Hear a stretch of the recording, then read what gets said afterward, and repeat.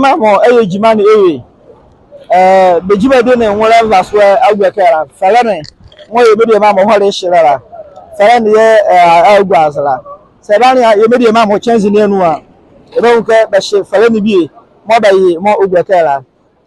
atwebanso ya report ya ma Nzema today ya hayire be ke ene ye ne bejina nu akopemeta we ne bagwaze nyava nu ha adware bi ara mo baala ya rebe bako devre a ezabenya ninyane ka bo be fre nyevre boyi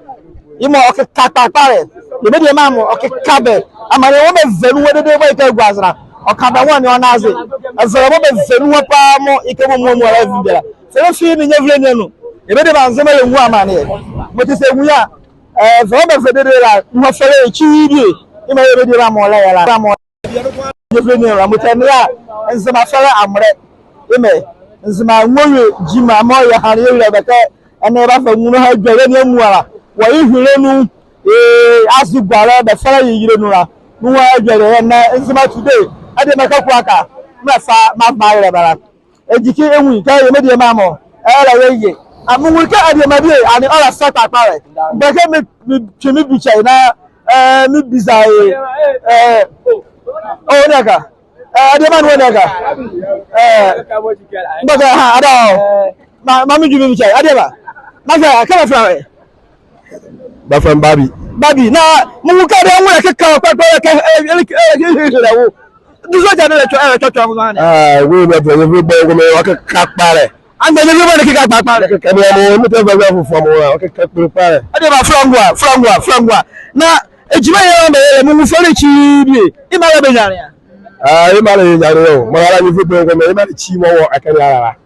oh ana be jima ka yese pa no su jima fere ka mo enzo ne ima fere chi bi o be like isa mu ka ko mu ka fu vamo asanya ne ya wo enwu amane ona si so wi ona se fe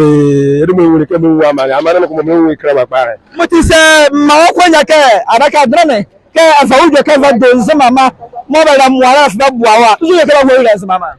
mama ne ba ke do mo ba ni duai eva ya la ya la fa mo ti asebe mo ba do ba ko jime chi ba ma ne je chi avole pele mo ya la fa na fike ba ye so ne a oba buai mo ti asebe mo ti sa Nzema ma di etu wona be buke jima ya ri wa kaza ebe je shi jima ba waye me kake imbaje chi boko ade so kake waje na je shi ka ri mo ya fere ya ri ima wakala se amane na so muti baro ya na babu waye ade manana mu ya hare jo kaka so so afa ima da nyidu amo za fere bi ya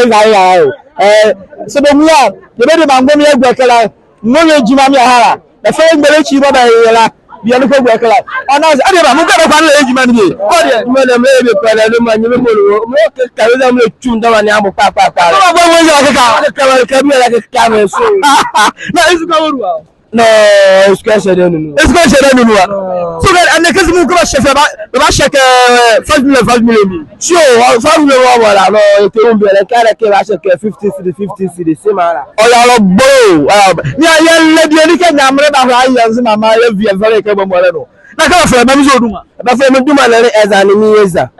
ezani mi le ke ni ka fo akazere su a ahwe ha ne so ke be kan ya twebanso ahwe ha ne ndazo ibala twebanso ahwe ya ha na so ene wo hire edu mene no kwara ya da wasesu mane ara wo jimadu mo be remember ma Nzema today ya baba wa karaka enna ya ba fa wowe mu jimadu ya ya rebe ya fo mu ya fi ya gwa ayo kudu ya modi ya ba fa me ade makaku aka ayare ya da ba se ya ne bata bo sere